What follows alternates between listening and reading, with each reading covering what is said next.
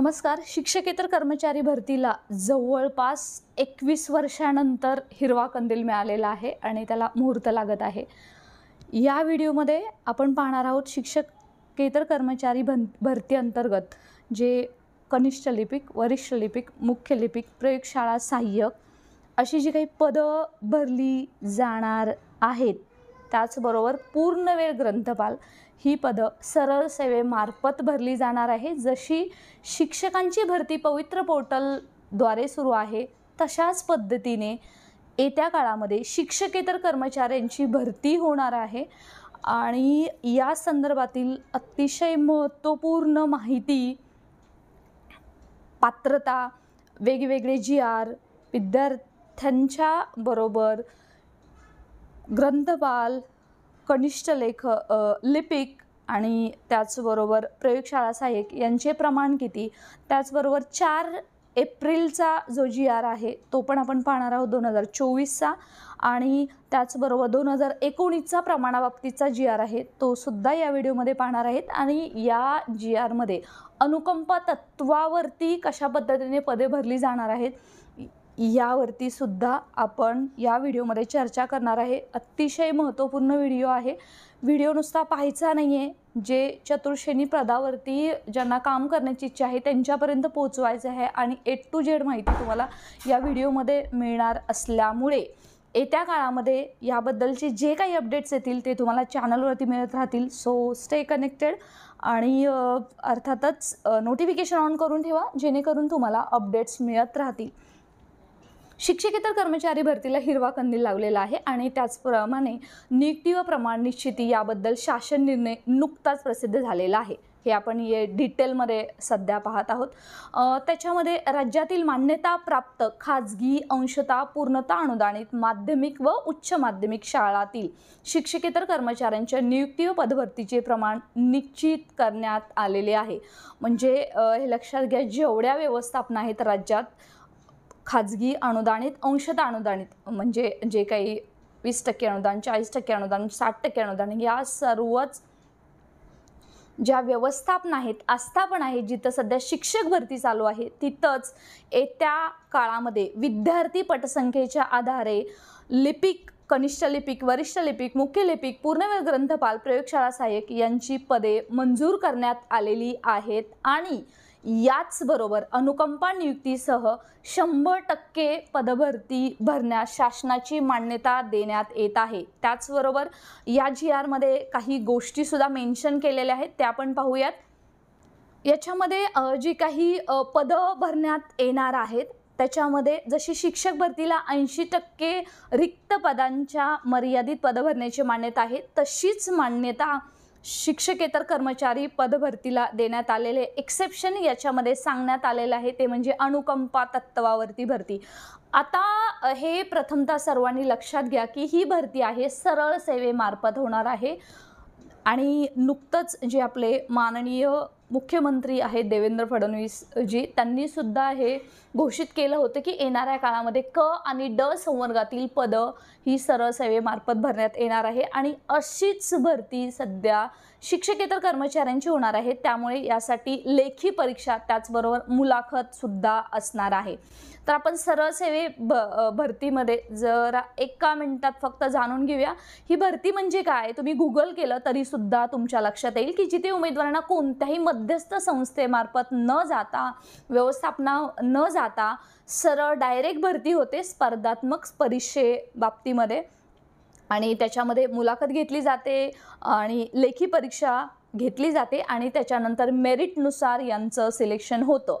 तर आता शिक्षक भरतीमध्ये स्पेसिफिकली बोलत असताना सध्या पवित्र पोर्टलद्वारे शिक्षक भरती होत आहे आणि अशीच भरती अशाच पोर्टलद्वारे सध्या शिक्षकेतर कर्मचाऱ्यांची होणार आहे आणि यांची परीक्षा सुद्धा होणार आहे. सो जे उमेदवार 10वी पास, 12वी पास, ग्रॅज्युएशन, त्याचबरोबर आपण पाहतोय की जे पूर्णवेळ ग्रंथपाल आहेत त्यांचं सुद्धा बिलीप हे एज्युकेशन असणं बॅचलर इन लायब्ररी सायन्स आणि पोस्ट ग्रॅज्युएशन लायब्ररी सायन्स. जसं की प्राथमिक, माध्यमिक, उच्च माध्यमिक हे जसे स्तर आहेत शिक्षकांचे, जसे वेगवेगळे क्वालिफिकेशन आहेत, तशा पद्धतीने माध्यमिक व उच्च माध्यमिक व्यवस्थापनांमध्ये अशी शिक्षकेतर कर्मचाऱ्यांची भरती येत्या काळामध्ये होणार आहे. आणि जवळपास हा जो संघर्ष आहे तो 21 वर्षाचा संघर्ष आहे.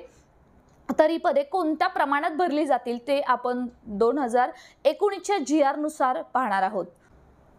आपण पाहतो की हा 28 जानेवारी 2019चा GR आहे आणि त्याच्याबद्दल शिक्षक अंशतः अनुदानित राज्यातील मान्यताप्राप्त खाजगी उच्च माध्यमिक शाळांसाठी शिक्षकेतर कर्मचाऱ्यांसाठी आकृतीबंध लागू करण्यात आलेला आहे. याच्या संदर्भातील डिटेल देण्यात आलेली आहे.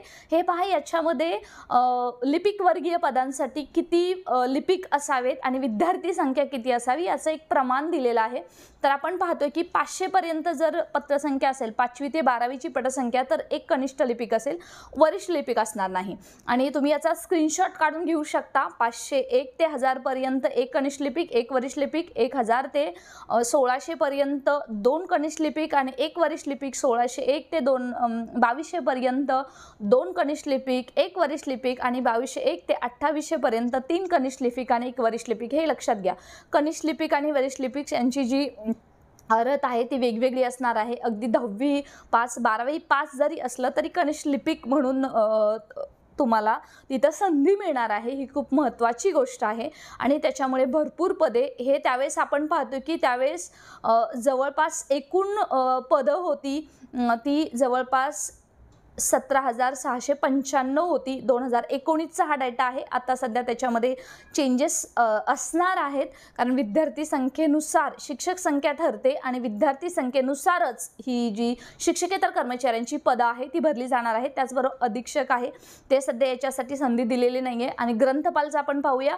जेव्हा 1001 पेक्षा जास्त विद्यार्थी असतात तेव्हा एक ग्रंथपाल आणि आतापर्यंत 2118 मंजूर पदं आहेत 2019च्या या GR नुसार. त्याच्यावरती कोणतीही कनिष्ठ लिपिक किंवा प्रयोगशाळा सहाय्यक किंवा वरिष्ठ लिपिक यांची कोणतीही पदं भरली जाणे नाही.